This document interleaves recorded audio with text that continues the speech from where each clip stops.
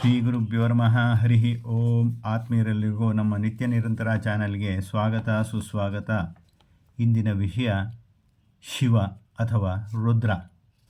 ಅನಾದಿ ಕಾಲದಿಂದಲೂ ವೇದಗಳಲ್ಲಿ ದೇವರನ್ನು ಪೂಜಿಸುತ್ತಾ ಬಂದಿದ್ದಾರೆ. ಆ ಅನಾದಿ ದೇವತೆಯಲ್ಲಿ ಶಿವನು ಓರ್ವನು. ಶಿವನನ್ನು ಹೆಚ್ಚಿನ ರೀತಿಯಲ್ಲಿ ಲಿಂಗ ರೂಪದಲ್ಲಿಯೇ ಪೂಜಿಸುತ್ತೇವೆ. ಶಿವನ ಈ ರೂಪವು ಅವ್ಯಕ್ತ ರೂಪವಾಗಿದೆ. ಹೇಗೆಂದರೆ ಪರಬ್ರಹ್ಮ ಸ್ವರೂಪಿಯಾದ ಶ್ರೀಮನ್ನಾರಾಯಣನು ಅವ್ಯಕ್ತ ರೂಪದಲ್ಲಿ ಸಾಲಿಗ್ರಾಮದಲ್ಲಿರುವಂತೆ ಪರಮೇಶ್ವರನು ಲಿಂಗಸ್ವರೂಪಿಯಾಗಿದ್ದಾನೆ. ಪರಮೇಶ್ವರನು ವ್ಯಕ್ತರೂಪನೂ ಹೌದು, ಅವ್ಯಕ್ತ ರೂಪನೂ ಹೌದು. ಅವ್ಯಕ್ತ ರೂಪವಾಗಿ ಲಿಂಗರೂಪದಲ್ಲಿದ್ದರೆ ಮುಟ್ಟಿ ಅನುಭವಿಸಲು ಪೂಜಿಸಲು ಸಾಧ್ಯವಿರುವುದರಿಂದ ವ್ಯಕ್ತನೂ ಹೌದು. ತ್ರಿನೇತ್ರಧಾರಿ ಶಿವ ಮುಕ್ಕಣ್ಣ ಎಂದು ಕರೆಯುತ್ತೇವೆ. ಸೂರ್ಯ ಚಂದ್ರ ಅಗ್ನಿಗಳೇ ಈತನ ಕಣ್ಣುಗಳು. ತ್ರ್ಯಂಬಕನೂ ಹೌದು. ಶತ್ರು ದಮನಕ್ಕಾಗಿ ಪಿನಾಕಿ ಧನಸ್ಸನ್ನು ಹಿಡಿದ ಈತನು ಪಿನಾಕಪಾಣಿ. ಬ್ರಹ್ಮ ಕಪಾಲವನ್ನು ಹಿಡಿದಿದ್ದು ಯಾರಿಗೆ ತಿಳಿಯದು. ಇದರಿಂದ ಕಪಾಲಿ ಎನಿಸಿಕೊಂಡಿದ್ದಾನೆ. ಸಂಹಾರ ಕ್ರಿಯೆಯ ಸಂಕೇತವಾಗಿ ಶಿವನನ್ನು ಚಂಡ, ಮಹಾಕಾಳ, ಭೈರವ ಎಂಬ ಅನ್ವರ್ಥನಾಮಗಳಿಂದಲೂ ಕರೆಯುತ್ತೇವೆ. ಜಗತ್ತಿನ ಸುಖಕ್ಕಾಗಿ ಶಂಭು ಎನಿಸಿದ್ದಾನೆ. ಸದಾ ಪಶುಗಳೊಡನೆ ವಿಹರಿಸುವ ಈತನು ಪಶುಪತಿಯೂ ಹೌದು. ಜಗತ್ತಿನಲ್ಲಿ ಆಕಾಶವನ್ನೇ ಜಟೆಯನ್ನಾಗಿಸಿಕೊಂಡಿರುವ ಈತನು ವ್ಯೋಮಕೇಶಿಯಲ್ಲದೆ ಮತ್ತೇನು. ಅಘೋರ, ತತ್ಪುರುಷ, ವಾಮದೇವ, ಸದ್ಯೋಜಾತ, ಈಶಾನ ಎಂದು ಪಂಚಮುಖಗಳನ್ನು ಹೊಂದಿರುವವನು ಈತನೇ ಹೌದು. ಒಮ್ಮೆ ಪಂಚಮುಖಿ ಎನಿಸಿದರೆ ಮತ್ತೊಮ್ಮೆ ಅಷ್ಟಮೂರ್ತಿ ಎನಿಸಿಕೊಳ್ಳುತ್ತಾನೆ. ಮೊಗದೊಮ್ಮೆ ಏಕಾದಶ ಮೂರ್ತಿ ಎನಿಸಿಕೊಳ್ಳುತ್ತಾನೆ. ಸಕಲ ವಿದ್ಯೆಗಳಿಗೂ ಈತನೇ ಗುರುವು. ವಿದ್ಯಾತೀರ್ಥನು ಈತನೇ ಎಂದು ಕರೆದಿದ್ದಾರೆ. ಜಗತ್ತನ್ನು 24 ಬಾರಿ ಪ್ರದಕ್ಷಿಣೆ ಮಾಡಿ ಸಕಲ ಕ್ಷತ್ರಿಯರನ್ನು ಸಂಹರಿಸಿದ ಪರಶುರಾಮನಿಗೆ ಧನುರ್ವಿದ್ಯಾ ಗುರುವು ಪರಶಿವನೇ. ಅರ್ಜುನಿಗೆ ಪಾಶುಪತಾಸ್ತ್ರವನ್ನು ಅನುಗ್ರಹಿಸಿದ್ದು ಈ ನಮ್ಮ ಶಿವನೇ.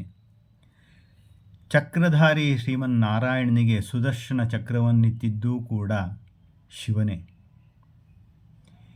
ಯಾರಿಗೆ ಗೊತ್ತಿಲ್ಲ, ಮಯ ಮತ್ತು ವಿಶ್ವಕರ್ಮರು ಇವರುಗಳು ದೇವಶಿಲ್ಪಿಗಳು ಎಂದೇ ಪ್ರಸಿದ್ಧರು. ಇವರಿಗೆಲ್ಲರಿಗೂ ನಮ್ಮ ಪರಶಿವನೇ ಗುರುವು. ರಾಕ್ಷಸ ಗುರು, ದೈತ್ಯರ ಗುರು ಶುಕ್ರಾಚಾರ್ಯರಿಗೆ ಮೃತ ಸಂಜೀವಿನಿ ವಿದ್ಯೆಯನ್ನು ಕೊಟ್ಟು ಅನುಗ್ರಹಿಸಿದವನು ಪರಶಿವನೇ. ಈ ಶಿವನು ವೈದ್ಯ ಶ್ರೇಷ್ಠನೂ ಶಸ್ತ್ರಚಿಕಿತ್ಸಕನೂ ಹೌದು. ಅಚ್ಚರಿಯಾಗುತ್ತದೆ. ಗಣಪತಿಗೆ ತಲೆಯನ್ನು ತೆಗೆದಾಗ ಆತನಿಗೆ ಪುನಃ ಆನೆಯ ಮುಖವನ್ನು ಜೋಡಿಸಿದ್ದು, ಜೀವದಾನ ಮಾಡಿದ್ದು ಶಿವನಲ್ಲದೆ ಇನ್ನಾರು. ದಕ್ಷ ಬ್ರಹ್ಮನ ಯಜ್ಞದಲ್ಲಿ ಆಡಿನ ತಲೆಯನ್ನು ಜೋಡಿಸಿದ್ದು ನಮ್ಮ ಶಿವನೇ. ಇದಕ್ಕಾಗಿ ವೈದ್ಯಶ್ರೇಷ್ಠ ಅಥವಾ ಬಿಷಕ್ತಮ ಎಂದು ಕರೆಯುತ್ತಾರೆ. ಶಿವನಿಗೆ ತ್ರಿಶೂಲ, ಸರ್ಪ ಹಾಗೂ ಆತನು ಅಪಸ್ಮಾರ ಭೂತಗಳನ್ನು ಅವುಗಳನ್ನೇ ವ್ಯವಹರಿಸುತ್ತಾನೆ. ಇವೆಲ್ಲವೂ ಆತನಿಗೆ ದೊರಕಿದ್ದು ಒಂದು ಸಣ್ಣ ಇತಿಹಾಸ. ದಾರುಕವನದಲ್ಲಿ ವಿಹರಿಸುತ್ತಿದ್ದ ಸುಂದರವಾದ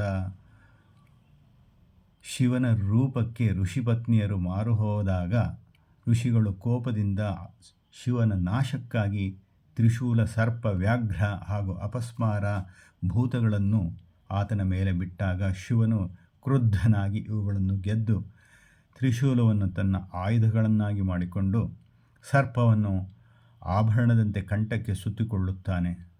ವ್ಯಾಘ್ರವನ್ನು ಕೊಂದು ಅದರ ಚರ್ಮವನ್ನು ಧರಿಸಿ ಅಪಸ್ಮಾರ ಭೂತವನ್ನು ನಾಶ ಮಾಡಲು ತನ್ನ ಕಾಲು ಬಳಿ ಹಾಕಿ ಕುಣಿಯುತ್ತಾನೆ. ಈ ಕುಣಿತವೇ ನಟರಾಜನ ನೃತ್ಯ.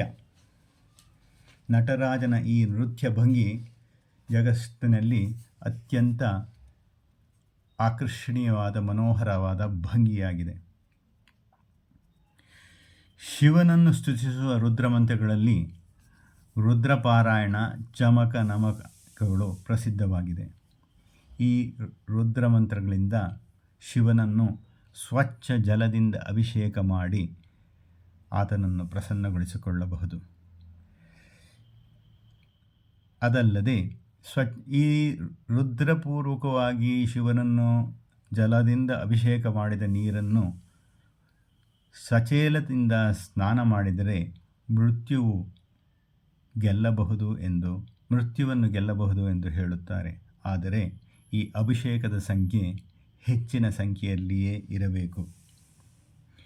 ಶಿವನಿಲ್ಲದ ಜಾಗವಿಲ್ಲ. ಶಿವವೆಂದರೆ ವ್ಯಾಪಕತ್ವ ಎಂದು ಹೇಳುತ್ತೇವೆ. ಶಿವನ ಉಪಾಸನೆ ಅತ್ಯಂತ ಪ್ರಾಚೀನ. ನಮ್ಮ ಹರಪ್ಪ, ಮೊಹೆಂಜೋದಾರ ಇಲ್ಲಿಯೂ ಶಿವನ ಉಪಾಸನೆ ಬಹಳವಾಗಿಯೇ ಇದ್ದಿತ್ತು. ಅದಲ್ಲದೆ ಶಿವನು ಪಶುಪತಿಯಾಗಿಯೇ ಇಲ್ಲಿ ಪೂಜಿಸಲ್ಪಡುತ್ತಿದ್ದ. ನೇಪಾಳ, ಬಾಲಿ ಮೊದಲಾದ ದೇಶಗಳಲ್ಲಿಯೂ ಶಿವನ ದೇವಾಲಯಗಳಿದೆ. ಮಲಯ ಇಂದು ಮುಸ್ಲಿಂ ರಾಷ್ಟ್ರವಾದರೂ ಒಂದು ಕಾಲದಲ್ಲಿ ಅದು ಹಿಂದೂ ಸಾಮ್ರಾಜ್ಯವಾಗಿಯೇ ಇದ್ದಿತ್ತು. ಅಲ್ಲಿ ತ್ರಿಮೂರ್ತಿಗಳ ವಿಗ್ರಹಗಳಿದೆ. ಬರ್ಮಾನಲ್ಲೂ ಶಿವನಿಗೆ ಸಂಬಂಧಿಸಿದ ಚಿತ್ರಗಳು ಭೂಮಿಯ ಉತ್ಖನನ ಸಮಯದಲ್ಲಿ ದೊರೆಯುತ್ತಲೇ ಇದೆ. ಅಫ್ಘಾನಿಸ್ತಾನದಲ್ಲೂ ಸರಿಯಾಶಂಕರ್ ತೀರ್ಥ ಎಂಬ ಶಿವನ ಹೆಸರಿನ ಒಂದು ತೀರ್ಥವೇ ಇದೆ. ಲಾವೋಸಿನ ಆದಿವಾಸಿಗಳು ಶಿವನನ್ನು ತಮ್ಮ ಇಷ್ಟದೈವವೆಂದೇ ಪರಿಗಣಿಸುತ್ತಾರೆ. ಉತ್ತರ ದಕ್ಷಿಣ ಅಮೆರಿಕಗಳಲ್ಲೂ ಶಿವನ ಕುರುಹುಗಳು ನಮಗೆ ದೊರಕುತ್ತದೆ. ಮಧ್ಯಪ್ರಾಚ್ಯದಲ್ಲಿರುವ ಮೆಕ್ಕಾದಲ್ಲಿ ಅಶ್ವತ್ಥ ಎಂಥದ್ದು ಹೇಳ್ತಾರೆ. ಆ ಬೃಹತ್ ಶಿಲೆಯನ್ನು ಮುಸ್ಲಿಮರು ತಮ್ಮ ಹಜ್ ಯಾತ್ರೆಯಲ್ಲಿ ಚುಂಬಿಸುವುದು ತಮ್ಮ ಜೀವನದ ಒಂದು ಮಹತ್ತರದ ಘಟ್ಟ ಎಂದು ತಿಳಿಯುತ್ತಾರೆ. ಇದು ಈಶ್ವರನ ಸಂಕೇತವೇ ಹೌದು. ಮೆಕ್ಕಾದಲ್ಲಿರುವುದು ಮಕ್ಕೇಶ್ವರನೆಂದೇ ನಾವುಗಳು ತಿಳಿಯುತ್ತೇವೆ. ಇಂಥ ರುದ್ರನನ್ನು ನಾವು ಆರಾಧಿಸಿ ಶಿವತ್ವವನ್ನು ಹೊಂದೋಣ, ವ್ಯಾಪಕತ್ವವನ್ನು ಹೊಂದೋಣ. ಏನಂತೀರಿ? ನಮಸ್ತೆ.